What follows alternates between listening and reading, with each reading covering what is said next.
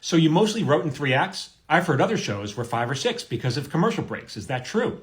Great question.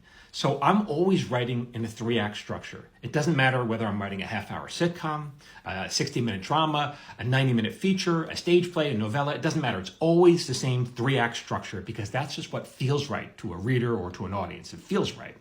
Now, once I figure out what the story is, it's not like I just divide it into thirds equally. That doesn't work, okay? Because Act 1 has to fulfill a certain obligation, and Act 2 has to fulfill a different obligation, and Act 3 has an entirely different obligation on top of that. And knowing what those obligations are and how to break the story, that's called breaking the story. It's what I teach in my writing course. The link is in my profile if you want to learn more about that. But that's key. Now, at the end of Act 1, that's a natural break. Why not put a commercial there? Makes sense. Same thing at the end of Act 2. Now, if the network says, hey, we want more commercial breaks, that's fine. After the story is written or maybe in post-production, I can figure out, okay, here in Act 2, we can take an extra break. This is a natural pause over here.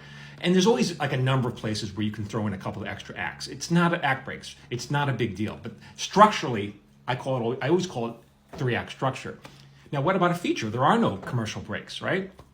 Doesn't matter. Still same 3-act structure. What about a streaming show? No commercial breaks, right? Doesn't matter. Always the same 3-act structure. Great question. For more, I want to like to be a TV writer. Keep following me at Michael Jamin Writer.